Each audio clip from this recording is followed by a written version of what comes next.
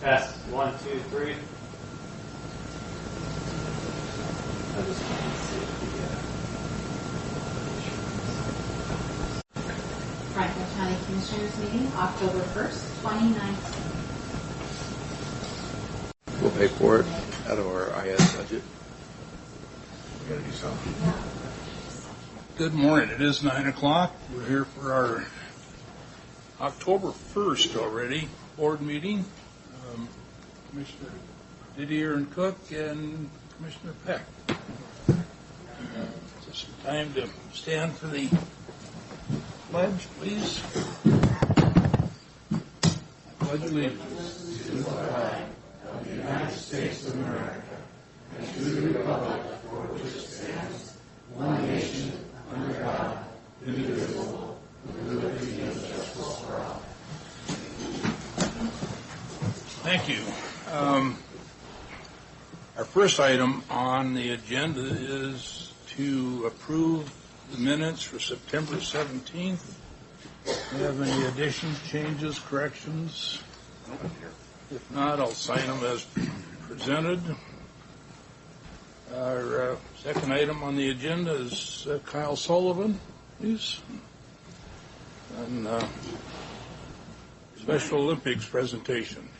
Come up that well, makes... I think I'll, if it's okay with you, I'll stand here because I've got some special people that we'll introduce and okay. that are going to be doing the presentation. And so just as a little bit of a reminder to give you some background here, shoot, it was probably about a year and a half or so ago, Donna Tracy with the ARC had contacted myself and Mary Clark from my office about wanting to restart the Special Olympics program in the Tri-Cities.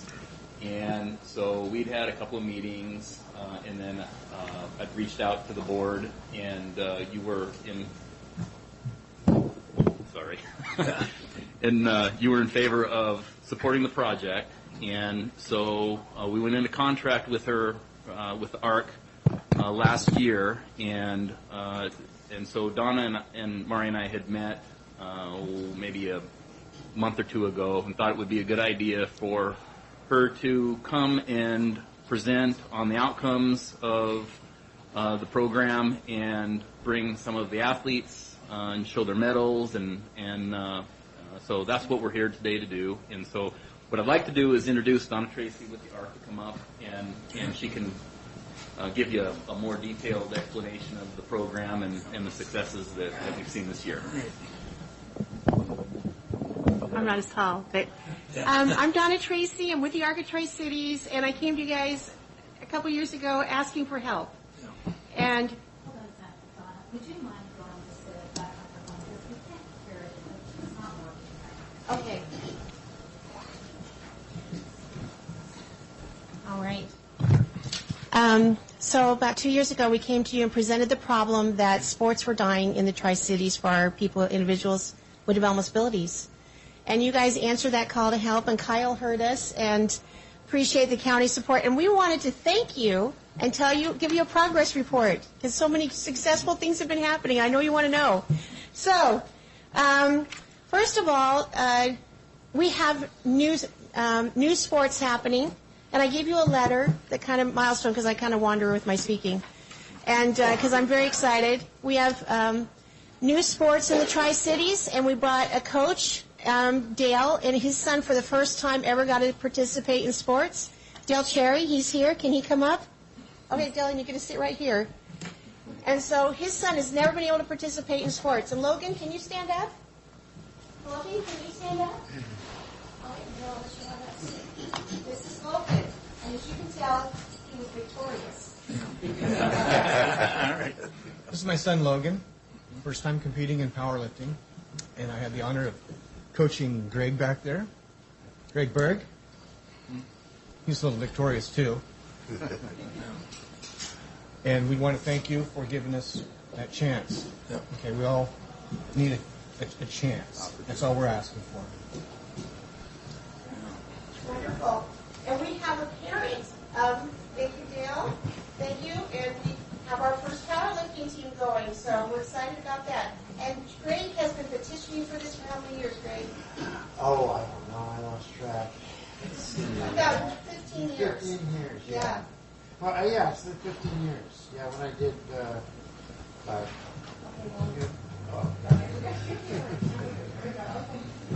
So, and then we have a mom, and we didn't have any sports for kids. And so now we have kids, we have a flag football team with 15 kids participating in Unified Partners. And it's so cool to see these little 8-year-olds hanging out with these 17-year-old hairy kids. But anyway, we're getting there. Anyway, we have Mom Stephanie.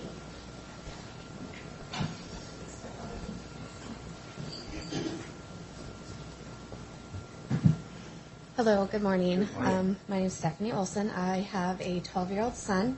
He is on the autism spectrum. He was involved in top soccer for about 6 years, and then that just went out of the way. We had no communication from anybody within them saying that they didn't going to do it again. Nothing. They didn't have. I mean, I was able to talk to one of the coaches, and she just said, "We don't have facility to do soccer. It's costing us too much money. We don't have enough people to volunteer." Everybody's time that she was able to get was people within our church, and it just kind of went away. So my son, who has social anxieties, he's not able to communicate or interact with others. I got a hold of the Arc of Tri-Cities. They encouraged to look into what sports were available since it was starting to come up more into fruition. Got Caden involved, and he's now done basketball, he's done soccer, and he's doing bowling right now. And it's making him come out more of his shell and being more of a team player, giving high fives to his teammates, trying to learn to cope with his emotions, even if he gets a gutter ball, that it's okay. So it's just been a great life skill for him, and I can't put enough thanks into the world for the people of the ARC, the Special Olympics, and those of you guys that make this kind of stuff possible for our children who then grow up to be adults that still need that interaction and involvement in the community. So thank you. Thank you, Stephanie. All right, I'll just wrap it up because I think you sense the goodness that's happening here. And part of the successes is that Broadmoor RV wrote a check for $85,000 and created the opportunity. We are the fastest growing area for Special Olympics. Is that right? In Washington State. And so they want to see, and so Broadmoor RV wrote that check for the fall games, November 22nd, 23rd, and 24th, will be hosted here. 800 athletes from all over Washington State will be coming. It represents over $300,000 according to visitor conventions. They said $360, but I thought I'd be conservative. And $300,000 to the Tri-Cities community for hotel, that kind of stuff. And we're going to be hosting the opening ceremonies at the track. And I didn't know if you guys want to participate in greeting the people, but we would love to have you. I'll call. And is Tom here? Yeah, he's in the back. Oh, there he is. Tom. He's the one helping us at the track. So we're going to be there one night. We're going to be at Chiawana the next night. And we're going to be doing flag football, volleyball, gymnastics, and bowling. And we're all over the Tri-Cities competing.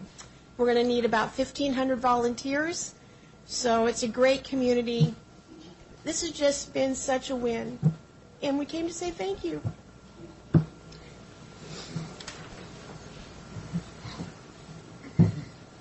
Thank you. Have any questions or comments, gentlemen? Just an observation. Stephanie made the comment that this was all made possible by us, and every opportunity I get, and I think my fellow commissioners share the same sentiment, we like to highlight that all we really do is follow some policies. The funding is from the citizens of the county, and I think the value from that investment is obvious. I'm really excited to see Broadmoor step up in a major way. Talk about citizen involvement and support. That's impressive. So thanks for coming in and talking to us. Yes, thank you. Thank you. Okay, with that, we will move on to Derek, please. A waiver of minimum lot frontage.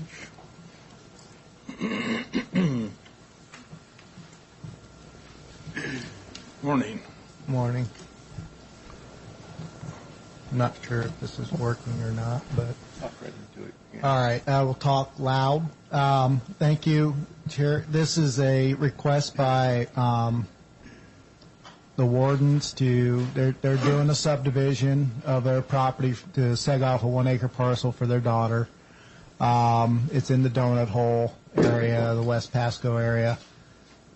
I'm not sure if it's West Pasco or Riverview technically, but and as often is the case in this area when we're doing subdivisions, because of it being infill, situations arise where the only way to access a lot is through a drive or the creation of what's known as a flag lot, where we have a 20-foot access going up to connect that parcel in the back to the front. Well, that 20-foot access is technically the frontage, and we have a requirement that a minimum of 90-foot frontage for any lot with 25,000 square foot or less must have a 90-foot frontage on the road. However, there is a process through Franklin County Code 16.16040C where the commissioners can waive that requirement and allow for the 20-foot access to act as their frontage. So that is the request the wardens are making, and it's just a consent kind of a thing. There's no resolution associated with it. We will then take that determination, put that into the final either approval, or if the waiver is approved, then we would move forward with the preliminary approval of the short plat. If not, we would send it back to the applicant for rework. You keep saying 20. Didn't I read 25? Is it 25? I'm sorry. The standard down there, you're right, it is 25 foot. Okay. That's unusual. It's usually only 20. So, Yeah. so he is actually 5 foot more than what we require. Yeah. Because 20 would be pushing it, as far as I'm concerned, that length of... Yeah, because it's about a 600-foot run, 650. Yeah. So, Thoughts, comments? So, Derek, the county code, which adopts off of international code, really is written to cover the vast majority of situations, and then waivers are for those special case situations. correct. And I bring that up because sometimes a perception is created that if it's not in the county, or not in the code, it's really not desirable or approved, and I think that perception is incorrect. So I just want to take a minute to highlight the fact that while we call this a waiver, it really is a fairly standard practice, and it's the only reason it's not in the code is because it's not our preferred option, but it's certainly acceptable. Anything with that explanation that you would disagree with? No, I think that summarizes it pretty well, especially in that area. And I know in the coordination section you said that complete public notifications were all done. Correct. I noticed that, this runs parallel, if not immediately adjacent to a similar driveway on the south side. Mm-hmm. And that property in particular has the potential to be most impacted. Did you get any concerns from any other citizens?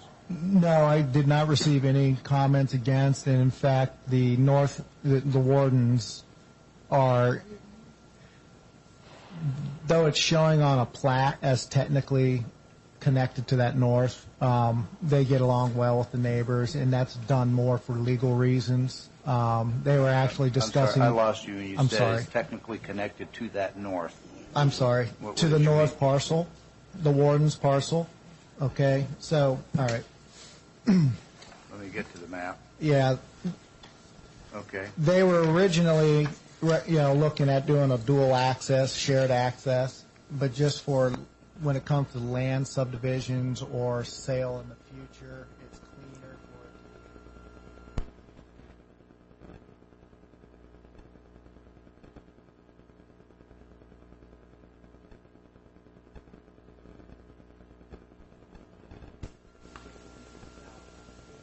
Access along there too, but if you were to look at it on the ground, I wouldn't be surprised if it ends up being like basically a 45 foot. They discussed doing a dual access, but just for the purpose of Yeah. keeping Okay, well, the I know titles both clean. ends- They haven't both fenced it families, down so the middle anyway. Yeah. Yeah. Yeah. And this 25-foot is a full 25. It's not a 20 with shoulders. You mean like turnouts?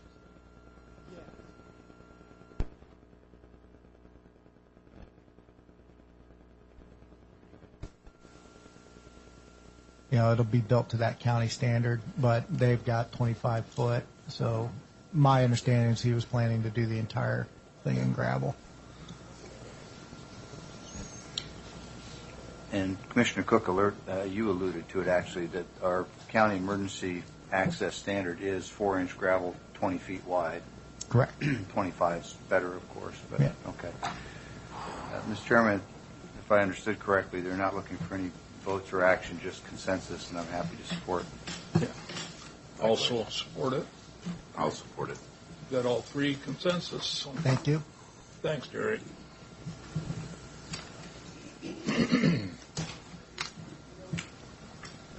We'll go on to our Conover presentation, or employee benefits. It's already that time of year again. Excuse me, Dave. They're asking for 5 minutes so you can get this. This microphone's working.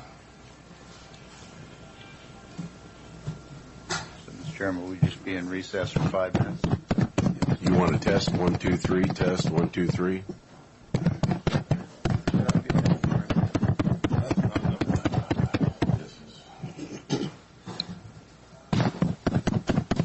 Nonsense.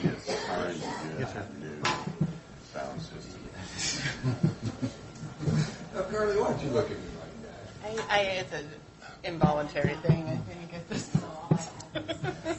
So you got back up for your. Well, this is separate.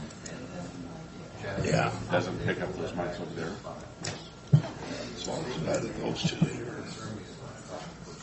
How, what are these little flat mics on the desk? These are in my. Okay. Couldn't you take that one and put it over there, and this is enough for the three of us here? Yeah.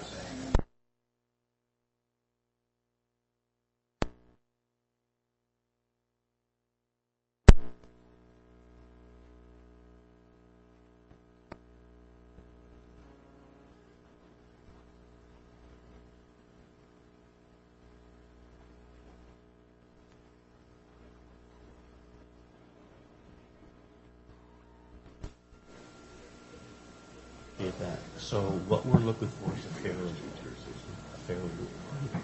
And so the 14%, we did not think that was fair. So, When I was reading through this, not okay. We would have. Well, not always the lowest number, because you look at price as one thing, but you also got to look at things like the benefits that are offered, the services, the network. Yeah, you have to kind of compare it to what. That's what they said. Now, the committee's opinion really says the committee. All right. We're still working on the system, but the recorder is working. We're just not getting any audio in the building or in the room, so we'll try our best to speak up with everybody. If Dave can work on that. Anything you want to take us off first? No, go Okay. ahead. So, who's running the PowerPoint? Okay. Okay, you can't be trusted. So. Yeah, I'm not competent. Okay, so this is the time of year we talk about renewal for the coming year's benefits. And this first page, we just list what the current plan offerings are, showing there's various number of deductible plans with various copay options. That's where the deductible was waived.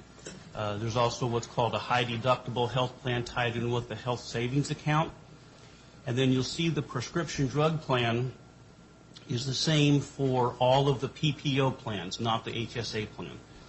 And so just notice there's a zero deductible on the prescription plan, and then there's copays. We're going to circle back around to this later. And then on the dental plan, now this is Premier Blue Cross. There's two dental plans, a high option and a low option, a pretty good mix of how many people from the county are on each plan.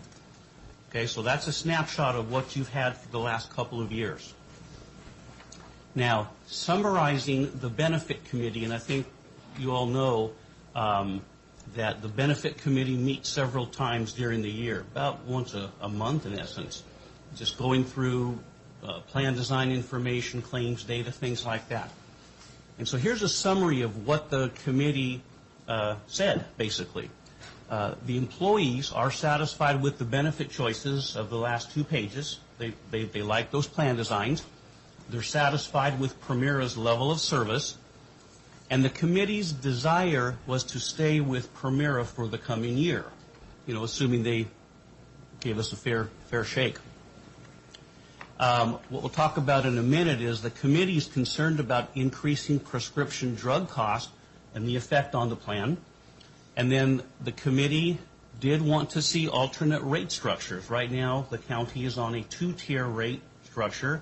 They wanted to take a look at a 6-tier rate structure.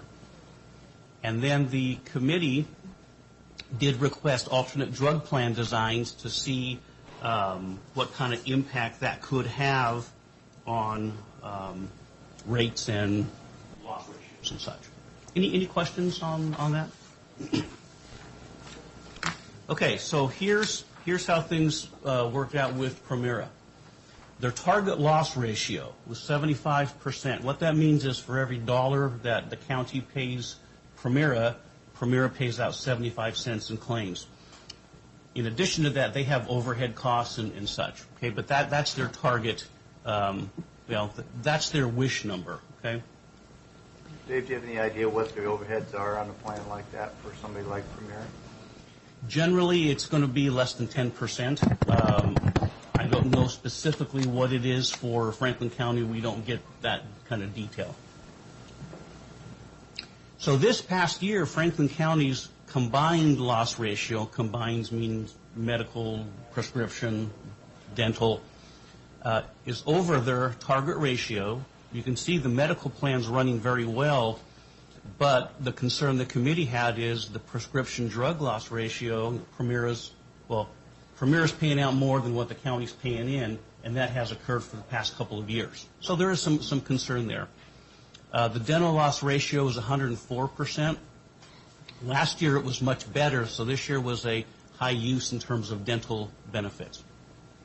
So with all that data, Primera, they came in initially with a 14% rate increase. Now, that's a little high. We were able to negotiate the renewal down to a 5% increase. And there's a lot of things that go on behind the scenes. But we got them down to a 5% increase. I personally think that was a very fair renewal based on the data above. Communicating this with the benefit committee, they felt there was not a need to shop the market for other carriers. Last time the Franklin County benefits were changed away from Primera, it was not a good experience for the employees. And so, we might have been able to find a carrier that would have come in a little bit lower, but probably not based on what I'm seeing in the marketplace. And then Primera did provide 2-tier renewal rates and 6-tier rates for the committee to review. And then Primera, we asked for 7 different drug plan designs. Basically, it was kind of an and/or, add a deductible to non-generic drugs and or increase the copay for non-generic drugs. Before we change slides there's something that I learned this morning. I want to make sure that everybody's aware of it. Where it says Conover negotiated the renewal to a 5% increase, and then underneath it says was identified as a fair renewal, so the need to shop the market with other carriers was not explored. When I read that, my mind said, why on earth wouldn't you shop the rest of the market? If somebody else will give you the same thing at 3%, why not ask? And what I learned was that the 5% has to be disclosed to those other potential bidders, and Primera is not bound to that 5% if we go shop it. So we might go shop it, and the best we find anywhere else is 7. We go back to Primera and we say, hey, we like that 5, and they have the right to say, sorry, you missed the boat. So I wasn't aware of that. I wanted to make sure everybody else was, because I think it's really relevant to the decision process. I'm going to add something, Commissioner Peck. The other risk I didn't mention is, let's say we go out to bid and nobody is under 14%. Okay? Then that's where we're stuck at. Right. So thank you for bringing that up. It just kind of looked to me like you weren't going out beating the bushes for us, and I knew there had to be a good reason. Seems like in the past also there's been some opportunities to get a lower rate, but that lasts about 6 months, and then all of a sudden it goes away. And Well, I know what the right rate is. I have an underwriting background, and I speak the language with the underwriters, and I know where their fluff is, so to speak, in the rates. So we can pretty much cut to the chase, and we've been pretty successful with that. Yeah. I'm really against jumping from one carrier to another. So. Okay. Now, the non-Primera plans, Willamette Dental, initially we got a renewal from them that was a 9.7% increase. We got that negotiated down to an 8.4%. The folks there's like 50-some-odd folks from Franklin County that are on that plan, and there's some pretty high use. It's not a completely what's called experience-rated plan, but experience of the group does play into that. But we were able to shave a little bit off that with our negotiations. Vision Service Plan, this was the first increase in, 4 years, because we had a 3-year rate guarantee. Works out to like a 3.2% increase, which is 58 cents per employee per month is what it works out to. Okay. Dave, that's 3.2 over 4 years. Yes. So it's 0.8 per year. Yes. Delayed till the 4th year. Yes. Yeah. And then here's the fun one. Lincoln Financial. We have the life insurance and long-term disability. We do not have a renewal yet. In fact, the carriers have not released their life and disability rates. In fact, of the groups I work on, I have not seen one for January 1. But wanting to be prepared for this meeting, I asked them give me an indication. What's the worst case scenario? Okay, so at least we know worst case. So you're going to see these percentages look a little scary. Life insurance, 30.5% increase. Okay, so first of all, here's what I want to point out.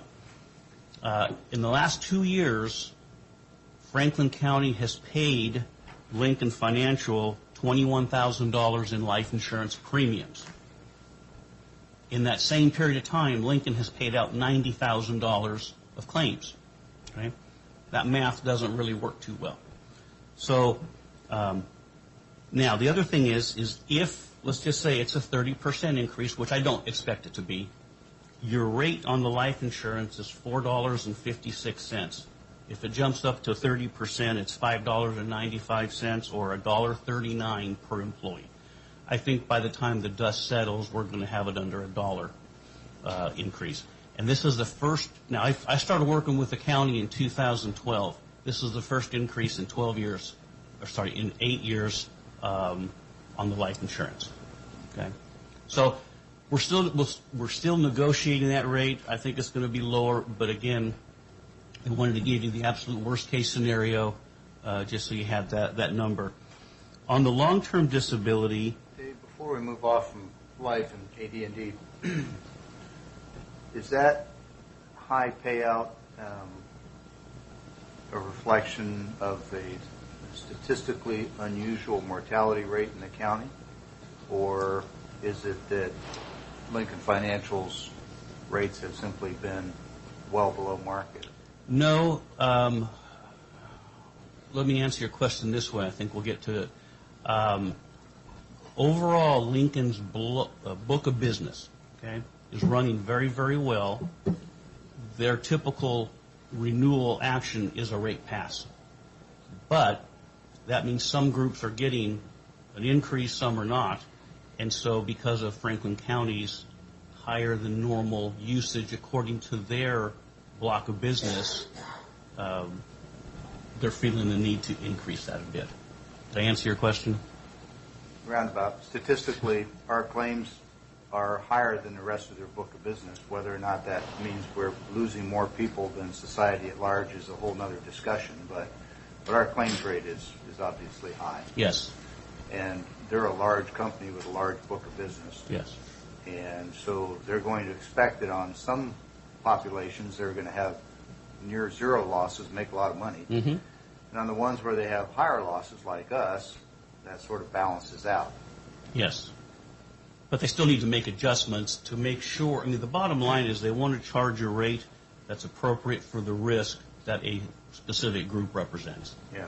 So I get it, it's small numbers math. You're talking $1 a month, and it's important coverage and so forth. I get all that. I'm just looking at whether or not they're eating well on the ones that have very low claims, and on those that have a higher claims rate, they're looking at 30%. But that's fine. I don't want to belabor the point. But considering this is the first increase in 8 years, that's... But obviously, it's because of the AD&D, and the life side of it would be well more than, that'd be one claim, 90,000. Well, it would be Three? No, it's 3 claims, right? And none of them were the accidental death. Yeah. So. And the fact they haven't had an increase in 8, 10, 12, 50 years is only relative to where they started out. If Right. they started out really high and they Sure. haven't had an increase in 8 years, well, gosh, no surprise. Right. Yeah. And then on the long-term disability, that 10% increase would represent 50 cents per employee per month.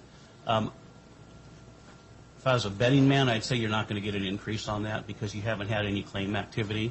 So I would not expect an increase. But again, for the purposes of this meeting, I wanted to give you a worst-case scenario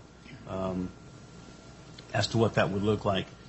And again, this would be the first increase in the 8 years. In fact, when we started out back in 2012, your disability rate was $5.36 compared to today's $4.99. So it's fluctuated, but it's been on the downward trend.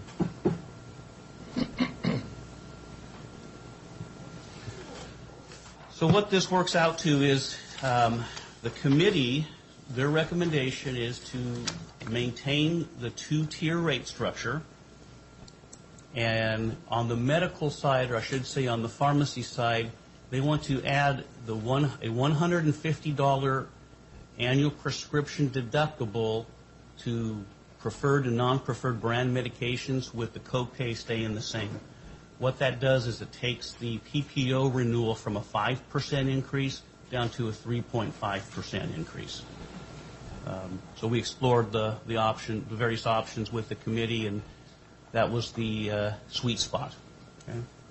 And it was unanimous, by the way, when the committee did vote on this one. Dental, maintain current Primera and Willamette dental plan offerings. Keep the vision plan. And then maintain current Lincoln plans. And I'll put a caveat in there. I mean, well, if Lincoln doesn't play ball, that kind of changes the story. But every indication I have in our long-term relationship with them is they have no intent on losing your account. But again, until we get the actual renewal, we won't know for sure. But again, giving you a worst-case scenario. And then remember also the plans include a free benefit administration system offered to the county. So employees, when they make their open enrollment elections or when new hires come on, it's all electronic. It's reduced the paperwork for the county. And again, there's no cost to the county for that service.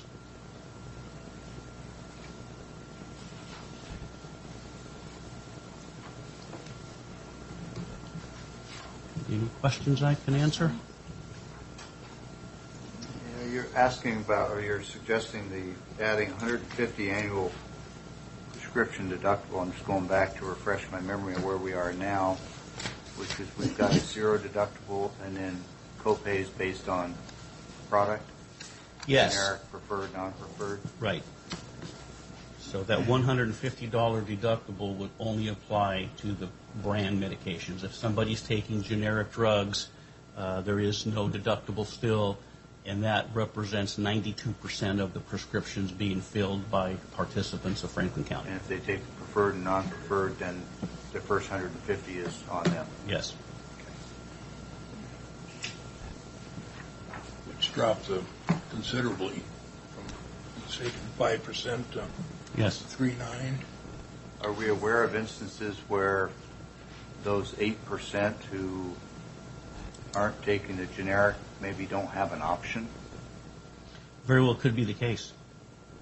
Very well could be the case. And so the benefit to the county is a couple of points better rate, Right.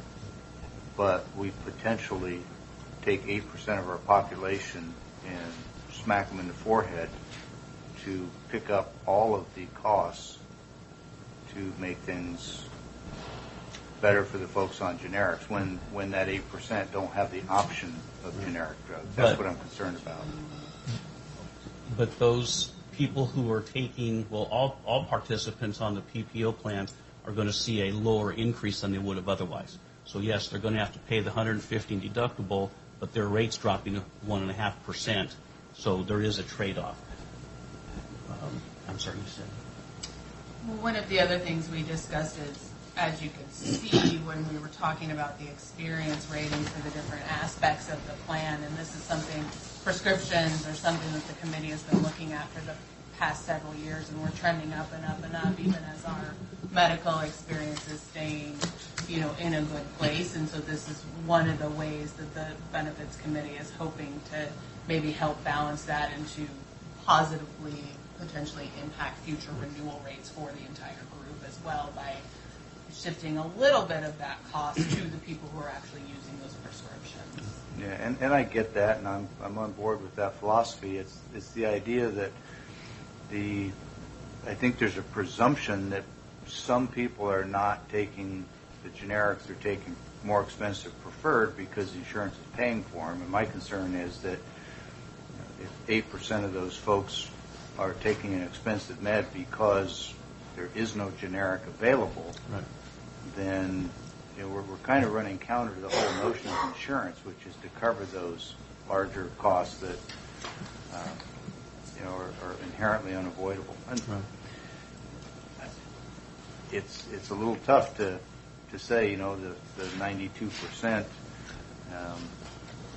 shouldn't benefit with a little bit better rate because of the 8%. I just want to make sure we're aware that the 8% are not taking the more expensive stuff by choice. They're probably taking it because there is no generic. And I don't think that's the presumption based on the conversation in the community, but I think it's important to note that 100% of the population gets a better rate. Oh, I get that. It's not just the 92% and all the cost is being shared. But a 1 or 2% gain as opposed to a new $150 deductible, real dollars in not my pocket, but somebody's pocket, is going to be meaningful. So what I'm driving to is there enough flexibility? Is there an option that says that 150 only applies when there is an available copay and you opt not to take it? The way Primera has the plan structured, it's That's too complex. It is what it is. There's a $150 deductible waived on generics, and that's per person per year. It's not per medication. Right. So it's waived on any generics that Yes. you take. Right. Okay. And remember, over the course of the last several years, there's been times where the committee has made benefit changes, increase office co-pays or deductibles or such, just to offset increases. And because of that concern about the continued high loss ratio on the prescription drugs, the desire of the committee was to But understand, David, when we've made those trade-offs, we've done them for the whole population. We haven't Yes. done them in a way that targets all of the expense on 8% of the population. That's my focus. And what I'm hearing you say is we don't have the ability to focus that more finely to say that those 8%, when they take a preferred, that it only kicks in a $150 deductible if there's no generic available. Because there are some plans that I understand do exactly that. and that option doesn't exist with Primera. Primera. Okay. All right. Sounds like you had good participation with the staff.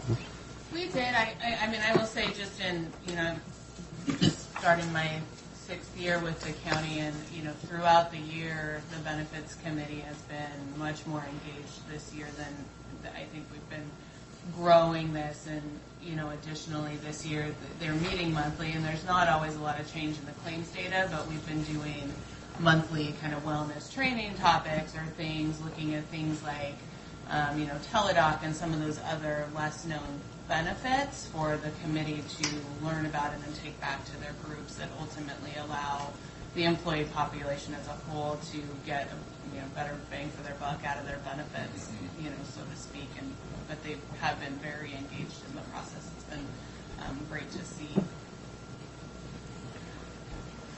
So, circling back around now to talk about the actual dollars involved, without that 150 copay, how much more would it cost our employees for their benefit? From a dollar amount, okay, this is having to. Talking $1 a month or $10 a month? We're talking the $150 deductible would be offset by, I'm going based on memory here, like $60 a month or $60 a year in savings. So their net impact is like $90 when you count the premium savings. So I didn't follow that at all. Okay, let me try that again. The question in simpler terms is how much, and I'm talking about call it the 92% population that we referred to. If we didn't do the 150 copay, what effect does that have on the premium for that 92% of our employee population? Okay, as Carly said, remember, the premiums are the same whether it's a person's taking generics or brands. The premium is what it is. It's a cost shift. We call it what it is. So by going to the $150 deductible on the brand medications, the premium offset is about 1.5% less than not having that $150 deductible. Okay. And that works out to be about, I want to say $60 a year. Per person. Per person. So the people who are not taking brands, Okay. their Well, premium that's saved. what I was looking for. It's Okay. roughly $5 a month for the 92% of our employees Right. to get rid of that 150 deductible. No, everybody would be impacted. Everybody is paying the lower premium or... I understand, but Okay. if we didn't have the $150 deductible in the equation at all, Yes. everybody's premium would be about $5 a month more. $60 a year, you said that was the offset. Yes. Everybody would see a 5% increase in their premiums. See, we both speak the same dialect. Okay.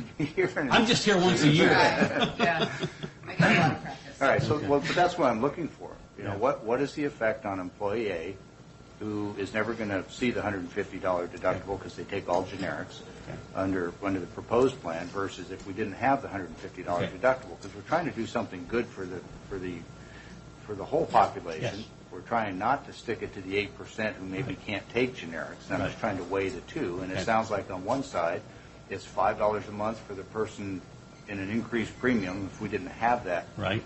deductible. So there's a cost. And what is the cost on the other side? And the cost is, if you happen to be one of those people who can't take a generic or don't choose to, Right. that it's going to work out to, about $12, $12.50 a month for them.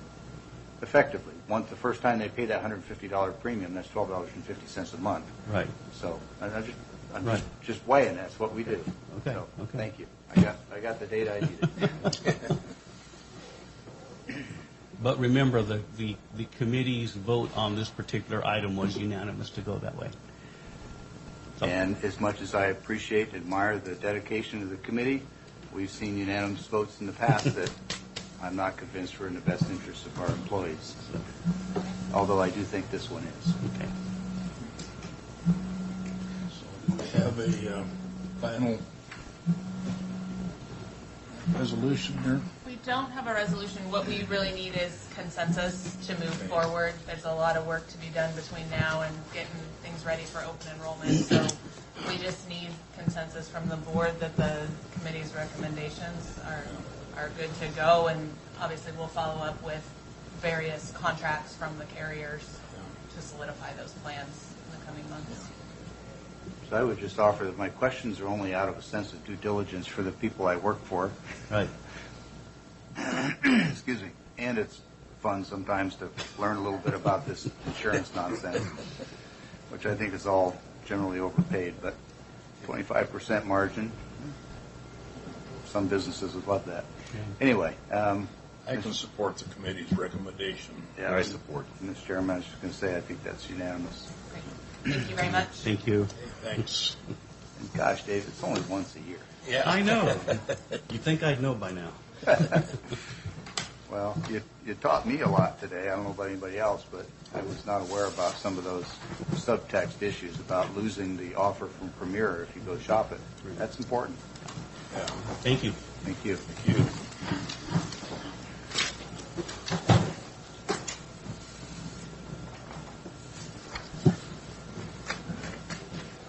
This is our first opportunity of the meeting for public comment. We have Jeffrey. Jeffrey Robinson, member of Commissioner Peck's district. Our last meeting together got a little contentious, and there was a very spirited debate over whether or not a congressman should be allowed to have a veterans event in violation of current policy or rules that weren't exactly clear. At the end of this meeting, one of you decided to tell me that I was not politically courageous, that I lacked a certain moral standard. And I felt, since it was a commissioner and it was at the end of the meeting, that as a member of the public, I should answer that, since my attempts to communicate with the individual who said it have not exactly gone as I had planned. Political courage, sir, is being the leader of a minority party and knowing you're not welcome and still coming and showing up and actually doing the research. Political courage isn't throwing people under the bus and acting in a nasty or bullying manner just because you don't get what you want. Political courage is not sending rumors around about somebody behind their back. Political courage is not making some idiotic Machiavellian scheme that does nobody any good and violates your promise to be a team player. That is not political courage. Confronting someone when they don't understand what you're talking about instead of having a civil adult conversation with them is not political courage. I expect more from my commissioners than a few bullying, backhanded remarks at the end of a meeting. I expect them to act like adults, and I damn sure expect if they have a problem that they will come to me in a respectful tone. Otherwise, we have to have moments like this in public, and frankly, I don't appreciate having to even be up here and having to talk to a member of my commission like this. But the fact of the matter is, if you're going to behave that way, you get what you give. I expect an apology from that commissioner and a better attempt from that commissioner to dialogue with me in the future. Because frankly, if that commissioner were able to breathe for 5 seconds, he might realize we have a lot in common and might realize that we could get somewhere on policy. Unfortunately, that commissioner doesn't seem able to do that. I look forward, sir, to your apology, and I look forward to building what clearly seems to be an unmended fence. Thank you.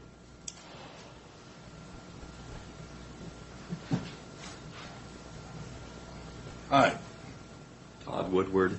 I live out north of the county on Birch Road. There's been some road issues recently. They've shut down Glade North between Birch and Alder. A business owner and manager of a farm, and it's extremely disruptive to our business. They've been working on the 395 as well. So the detour headed south on Glade comes after Sagemore. All the traffic is routed down Birch. I don't know that Birch is the best road in the county to handle all the traffic. There's potato trucks coming. Every single car that passes heading south does not know about the detour until they get to Birch, and they're detoured down Birch, and Birch only goes one way off of Glade. You can't take it towards the 395. So the detour right now goes from Glade North on Birch clear to Taylor Flats, which is 4 miles away, down to Alder, and then back the 4 miles, because the road that connects Birch to Alder is Dayton, and it's a gravel road. There was a county truck out there watering the gravel road today because so many people are using it as a detour. But I would implore you to fix Glade sooner rather than later. I'm not sure what happened. The road is closed. I don't know if anyone's working on it or not, but I think it's a big issue. And in the past, these county roads, I don't think they're fixed in a timely manner. And I think right now, before it gets too cold and work can't be done, I think it needs to be fixed now, sooner rather than later. It's bad enough that we basically have access to the 395 closed, where they're fixing the merge on, where we have trucks going across the 395 every day, and it is a huge inconvenience. And there's no way around that now with Glade being closed. That's all I have. Thank you. Matt, do you mind joining us for a minute?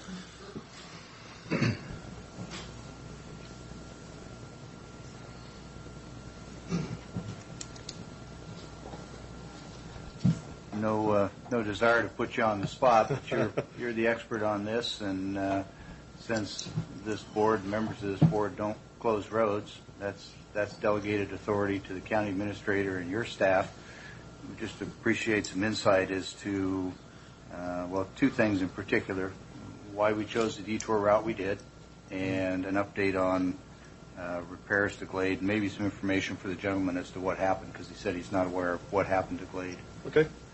And the mics are not working, so we all need to speak up.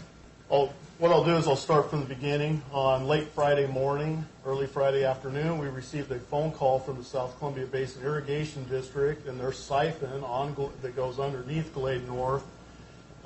They realized that it was leaking.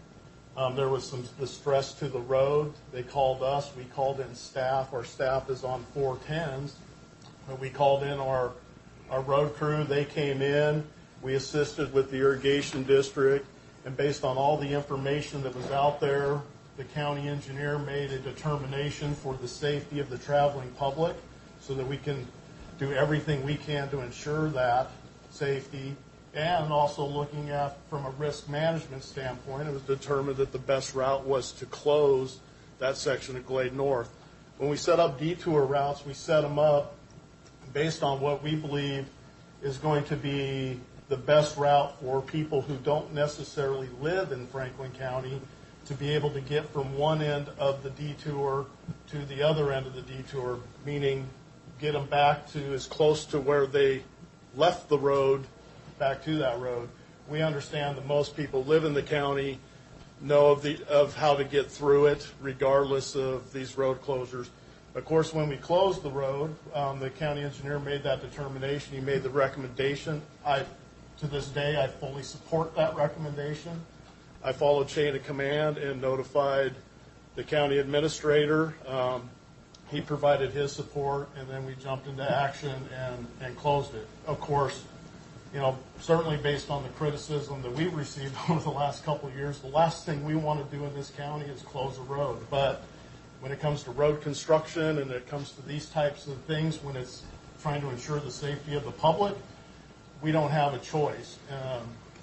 We have a duty to make those decisions, and they're not, as we're finding out, they're not always accepted by the public. And we're okay with that because we believe in our duty, and we will do it in spite of that. So, Matt, is there a better detour option that we may want to consider?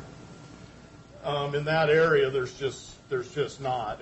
Like the gentleman stated, you start sending people down gravel roads and other routes. One of the things he did mention, I think, is we could actually have put up a warning farther up the road where people could have left Glade and gotten to the highway prior to, and certainly that is something that we'll look into in the future.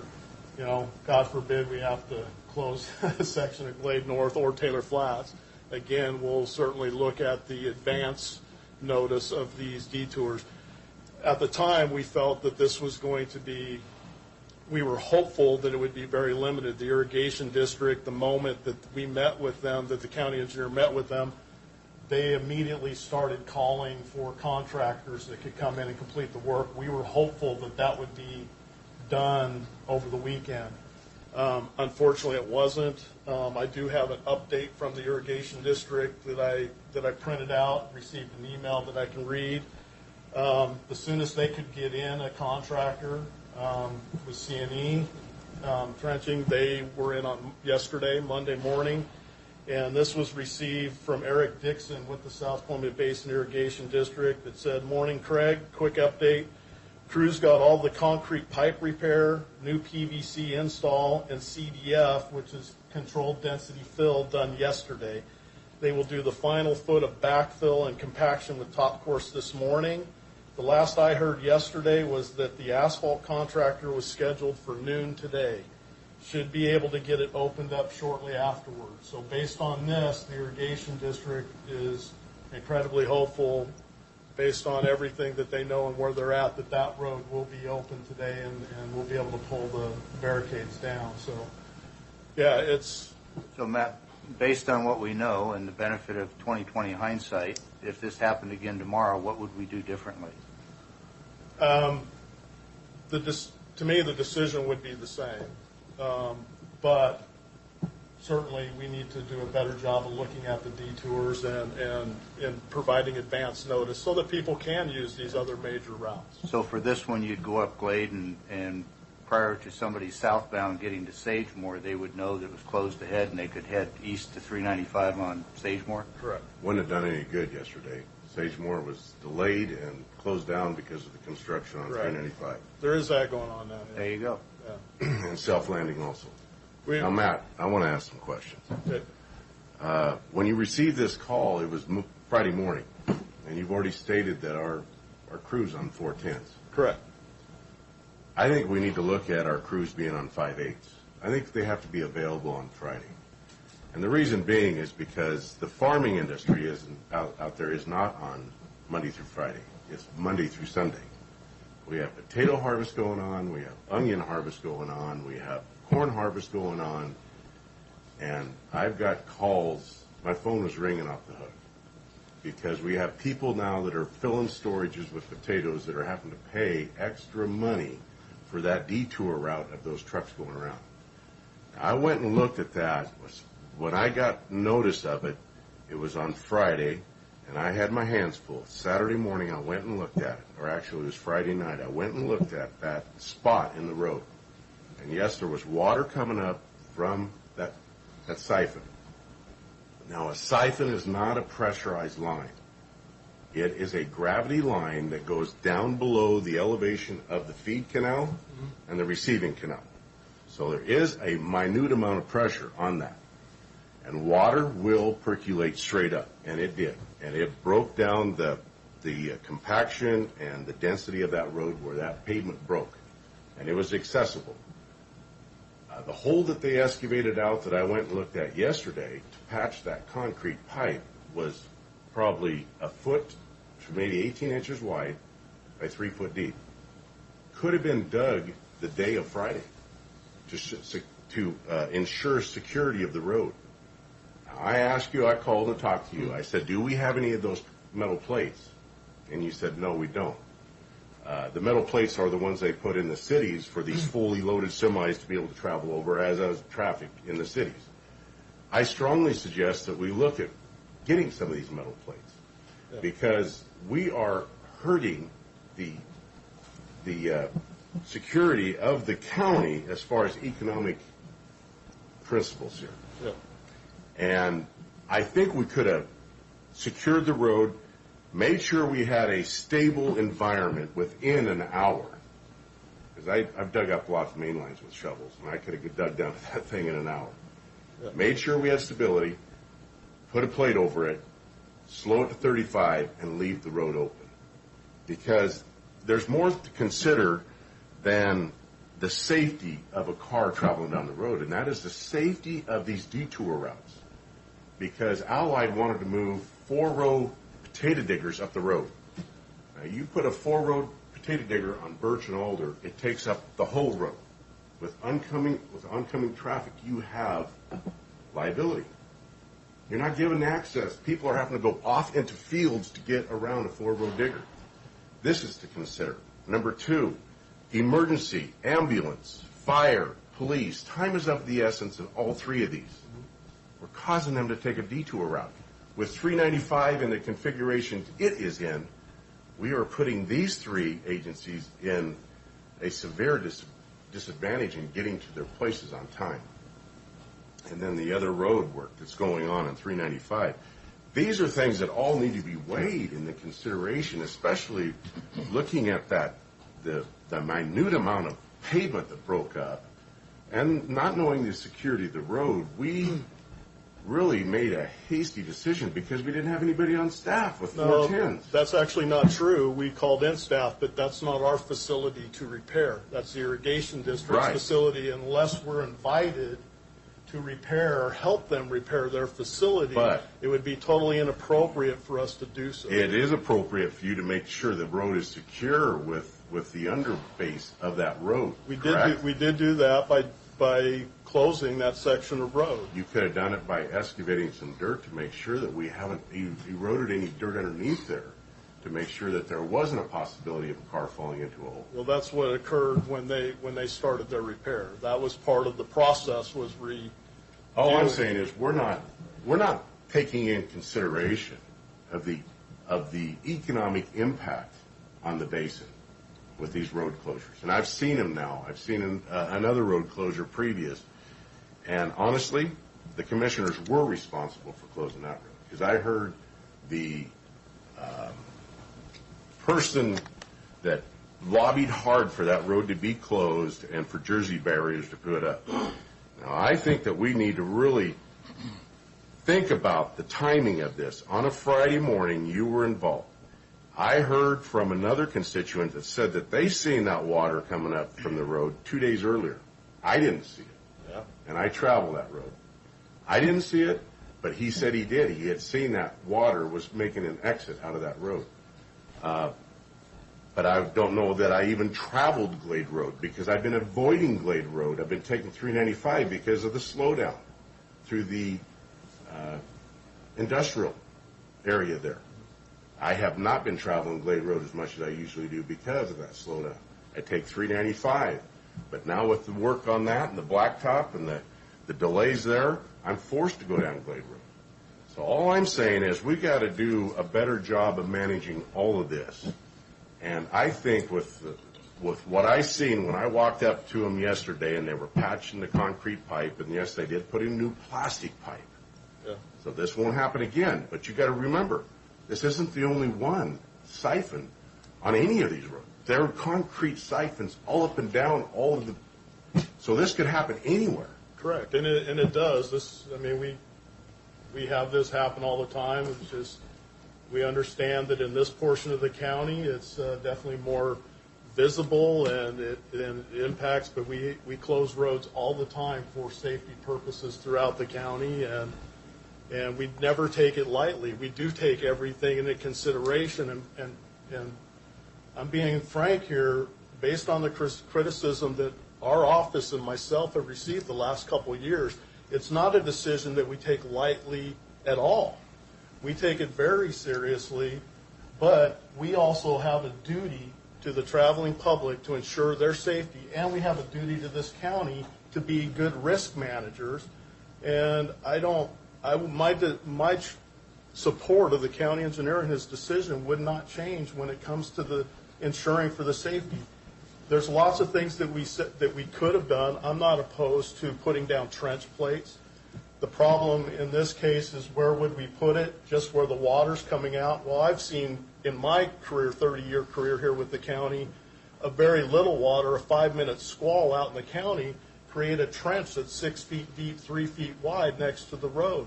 I don't know where water's going to go, where it does go, and where it really could cave in if we continue to allow traffic to go on it until we dig it up. In this case, it was the responsibility of the owner of the facility to do that. We had a conversation. The hope was that they would have it done over the weekend and there wouldn't be this impact. the soonest they could get somebody in was C&E trenching, and they got them in on Monday. And like I said, if they would have called on us to come in and ask them, we implored them to get it fixed ASAP. If they would ask us to come in and help them, we certainly would have done that. But we can't do that unless we're asked to do it. We can't go in, because then that just brings on more liability to the county to be doing work on their facility.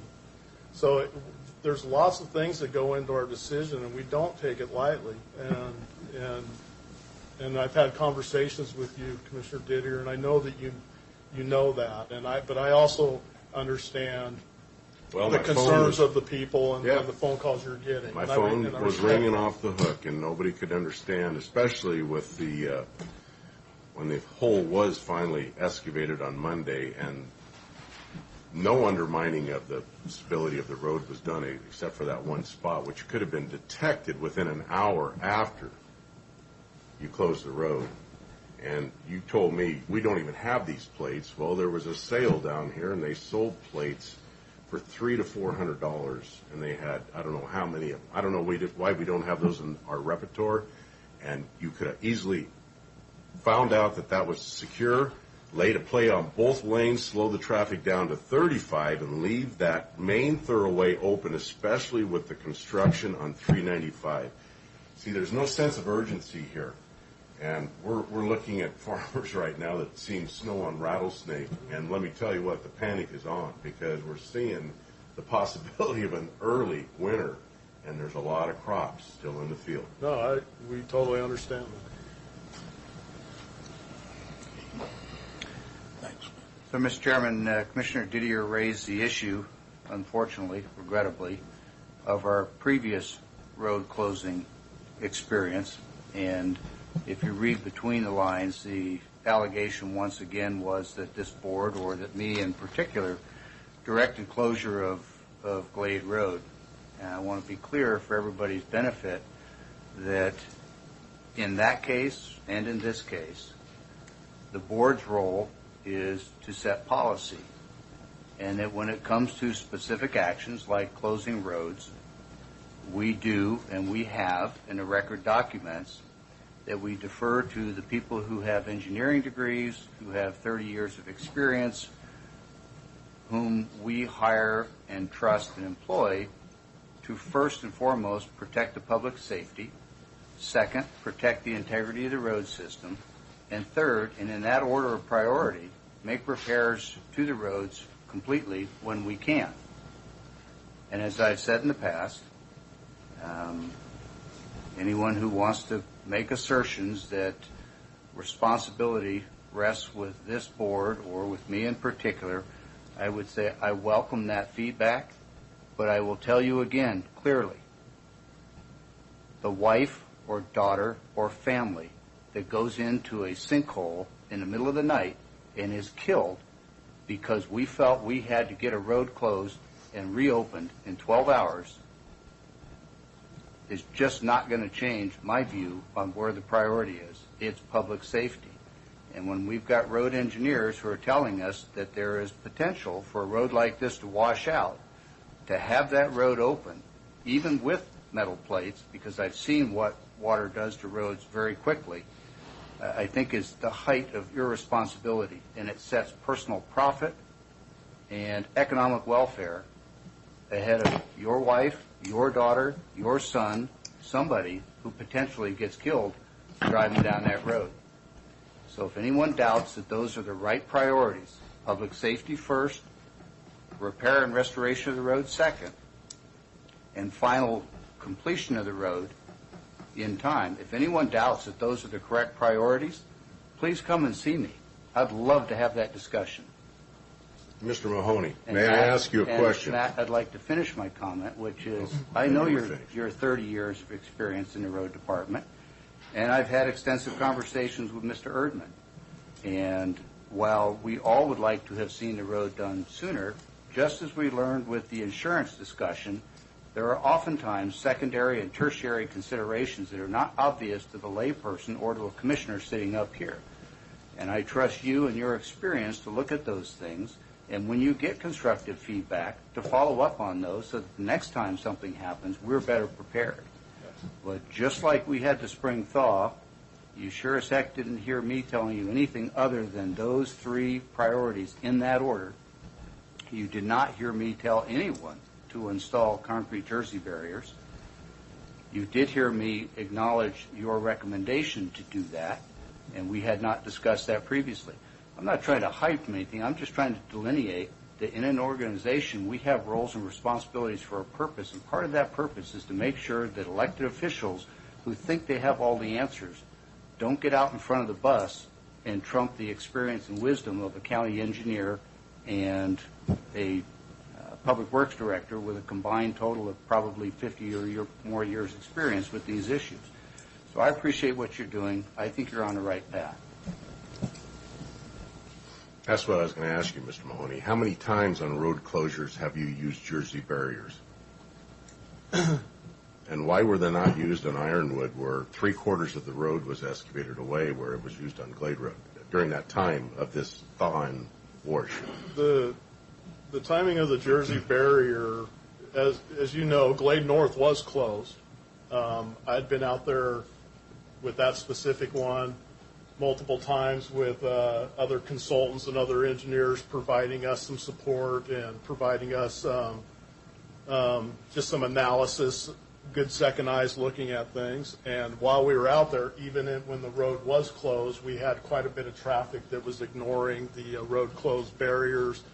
And then I had staff that was going to be going out there, and we were taking equipment out there and staging to start the repairs. And at that point, based on Glade, how much traffic I saw that was ignoring the barricades, the road closed barricades, I felt for the safety, not just of the traveling public, the road was closed already, but also the safety of the county employees that would be out there working to ensure that vehicles weren't coming through. We did put the jersey barriers out for that.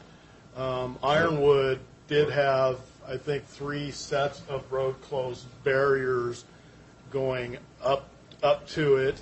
Which notably didn't show up in any of the videos posted to Facebook. I don't have Facebook, so I don't know. Yeah, well. But the washout was to the opposite fog line. The road was completely washed out. Regardless, this is here or there. This is past tense. Right now, we're talking about present tense. And safety, I'm all for safety. Yeah. We could have found out within an hour that that was a secure roadway and put plates down. Safety, 4 road potato diggers going up Alder and Glade, potato trucks meeting them head on with cars, fire, ambulance, police, safety. I agree, but we got to weigh all these too. Yeah, and certainly we do, and that's why the first people we contact when a road does close is emergency response, the sheriff's office, and of course the different bus barns, both North Franklin and Pasco school districts. We notify everybody immediately so they can make those adjustments. So thanks for the segue. So what we had is we had a roadway that was, the integrity of it was breached because of whatever created it. You notified the sheriff's office on late Friday afternoon what you're going to do. And had you not done that, I would have went out there and closed the road down. And that's in my authority to do that. Okay, because the first thing is people's safety. We don't need any cars plunging off somewhere, creating fatalities, et cetera, et cetera. But in this instance, he didn't. And that was on Friday the 27th, okay? Then we went into Saturday and Sunday, which is a weekend, okay? And then we got to Monday, and if I'm hearing this conversation correctly, I got right to work to fixing the problem. And if I'm listening close enough, I'm assuming that in the next couple of days, the problem's going to be fixed. In my book, that's pretty quick, especially for government, to be honest with you. So I don't see where our public works or anybody is trying to slow the progress, or they want to get the roads open just as well as anybody else. But at the end of the day, the county roads, there's lots of people that come and go on them. Commerce, people for personal travel, et cetera, and anytime those roads, the integrity of them are in question, then we're going to err on the side of public safety and keep the roads closed until we fix that. I don't want to weigh in on an argument one side or another, but there are some basic assumptions that we have to go by. And if we have that problem with the road, we're going to shut it down. If they don't do it, I'm going to do it in the best interest of public safety. Because there's way more people than just those farming commerce issues that we're talking about, which are important, but there's a lot more people traveling on those roads than just those. And so, a short detour, especially in this example, which is, doesn't even sound like it's going to be a full working week before it's done and fixed. That's pretty quick response. I just want to say, hopefully I don't come off as being argumentative. I am hearing what you're saying. Trench plates is something that we'll definitely look into. And, Yeah, we need to. Yeah. So, I think we have. I appreciate the timeliness, and I understand, and I'm all about public safety. I guess I came to this meeting because of mostly what happened last winter in the detour on Taylor Flats when you're fixing the bridge. And originally the detour to get around that was to go down Bellevue. And you talk about public safety. Bellevue was not even a striped paved road when we started. And that was a planned foreclosure. Bellevue is a dark road, and people that were going down that, seeing that non-striped road, they didn't even know where they were, half the people, I think. You talk about public safety. I mean, that detour should have been planned out a heck of a lot better than it was. And Bellevue got closed shortly thereafter because it couldn't support all the traffic on that bridge. And the detour had to be changed again. And this was a planned detour. And that's why I came today, because this was completely unplanned, and I understand. And I just want Glade back up and running. Yeah. To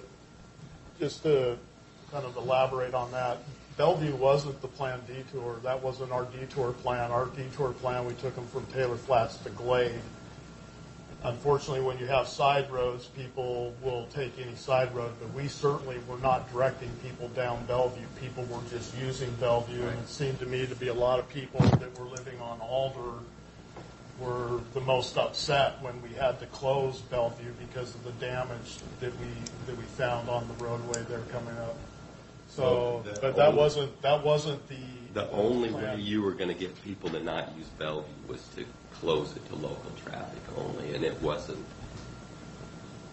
And that should have been something you thought of, I think, because that road was not up to being used as much as it was, clearly because it had to get shut down.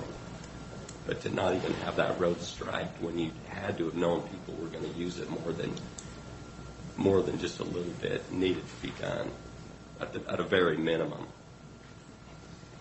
And Matt, we've seen self-landing break down too, and we didn't close it down, but we had numerous spots there where the pavement was given away, and I would say safety was an issue with that detour too. So I'm just saying, we could have spent an hour or two showing that the road was not jeopardized underneath with just a little bit of digging and put plates down, but we don't have plates, and I think we need to look at getting some plates. Okay. I think we've hammered this pertinent enough. Thanks, Matt. Any other public comment? Seeing none, we'll move on to paying the bills, Commissioner. Mr. Chairman, two financial items this morning. First is fund expenditures moved for approval as presented. Total amount of $1,159,071.53. Note that this has been reviewed, signed by the county administrator and two representatives of the auditor's office. I second. All in favor? Aye. Second and final, move for approval is salary clearing payroll and emergency management payroll. Total amount of $854,551.99 as presented. this has been reviewed and signed by 2 members of the auditor's office. I second. All in favor? Aye. Aye. That brings us to the consent agenda 1 through 4. Yep, Mr. Chairman, 4 items in the consent agenda move for approval as presented. I second. All in favor? Aye. Aye. That brings us on to Keith, please. Thank you, Mr. Chairman. Just wanted to get some input, if I may, on a potential replacement of some of the sound and recording equipment in this room. I assure you that today's events were not planned in anticipation of this conversation, but we recognize that the technology here in this room is not functioning like it should, and particularly our recording equipment, which is important for permanent record keeping and Public Records Act requirements and the ability of the clerk to disseminate minutes on a timely basis. We're asking to be able to move forward on replacing this equipment. We have a proposal, a contract. I'm not going to ask you to review and approve it today. We'll do that at a future meeting, but I just wanted to make sure that you are aware that that was our plan. We have reviewed the technology provided by a company called AV Capture All. It's a subscription agreement. We anticipate bringing that probably next week at our board meeting for your approval. Certainly want to answer any questions that you may have. This product has been reviewed by the clerk, by myself, by staff members in my office, as well as the IS office. We think this is going to be a product that will allow us to do a couple of things that we can't do now. One, it will provide us the ability to broadcast meetings, both audio and video, as well as capture a better quality recording for permanent record keeping purposes. It's about a $5,000 a year contract. We would include that within the IS budget, and just basically wanted you to be aware of it, answer any questions that you may have today, and kind of look for some level of consensus that that's appropriate to bring before the board next week.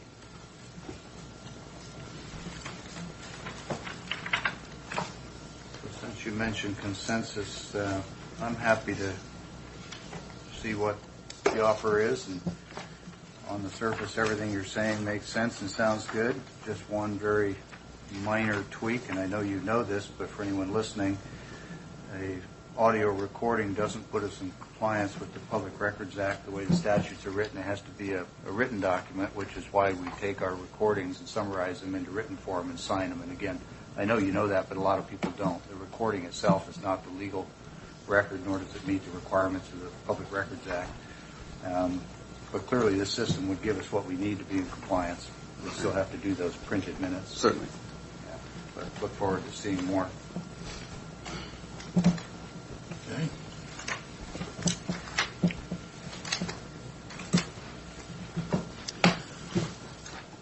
Thank you, Mr. Chairman. The other item that I just wanted to get some input from the board is we received from the right name here, Eastern Washington Council of Governments, a request that we consider joining that organization. They are focused on matters of the upper Columbia River area.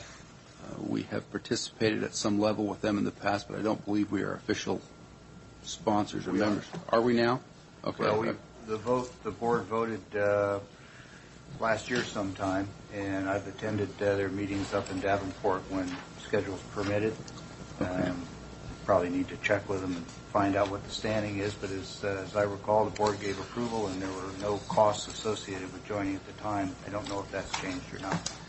The only thing that I see in the new Articles of Association regarding costs was that it just says members shall contribute to the expense of this association in amounts as established annually by the council and agreed to by participating members pursuant to the budgetary laws set forth in the revised Code of Washington.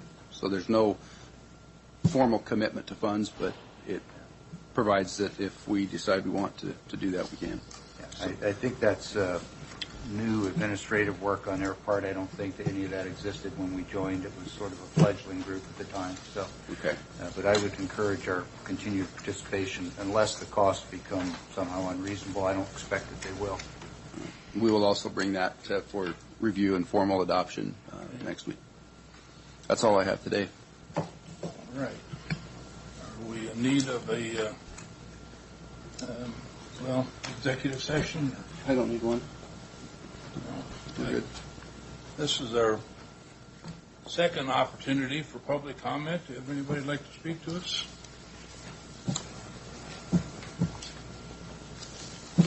Hi, Morning. my name is Victor Scott. I'd just like to speak on a few things of county matters and also civility in our society. I think the laws that we set forth and the oaths that we swear to are what build our country, what set it apart for the sick, the disabled, and the elderly. I think when those duties are ignored willingly on the behalf of sheriff's departments or other county elected officials, because it is advantageous for them to not act, and I guess I would say it is the sheriff's office duty to investigate crime that is reported to them in their county. Regardless of the individual the crime is reported against, it is their duty and part of their oath that they swear to uphold to protect our county and the law of our county to in good faith, show a little bit of good faith and investigate the crimes. And I have multiple videos. I've talked with Keith Johnson before, but I have multiple videos of me out here in front of this sheriff's department right here where the sheriff's officers have denied their basic duties that I've read to them and explained to them. And I don't mean to do it rudely, just this is how it says that you're the elected official, and through being an elected official or working for the elected official as a sworn officer or deputy in his department, you swear that same oath, and you swear to take that same oath. And I think with that oath being neglected, I think it's caused a shift in our community and the humanity that we're facing. And I can tell you from my experience with feeding the homeless and standing out on the streets and encountering citizens day to day from a daily manner, there is a communal problem within this city. And I think it is incumbent upon the county of Franklin to stand up to their oaths, to stand up to the idea of integrity with good faith. I think we the people elect people for a reason. I think that is a basic foundation of our country, because we elect those people and then they have to look back at the people they've been elected by and stand up and with good faith say they are exercising fully these principles which we hand them. And I think that humanity only seems to suffer if we don't follow those oaths. And regardless if we agree with the person across from us, if they're not breaking the law or endangering somebody else, that oath that we swore is there for a reason. And it's for that reason, that time that we don't agree with Johnny or Eric or Bob or Clint, we may not agree with you, but we still have taken an oath, or someone has taken that oath, and now I'm going to take that oath over my personal feelings. And when we allow our personal feelings to cloud that oath that we took, I think humanity will only suffer. I think eventually we will spiral down like every society has throughout human history, and we will allow the people in power to corrupt the humanity of our civilization. I've been out on the streets, and I can tell you there are nothing but humans out there, and that if we allow power to corrupt and we set aside our responsibilities as sworn elected officials for the easier route, humanity will only suffer. That's all I have to say, really. Thank you. Thank you.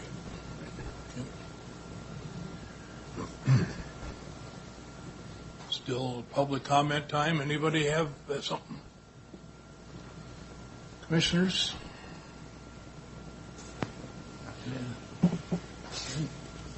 Good. Okay. Seeing nothing, we are adjourned. Thank you.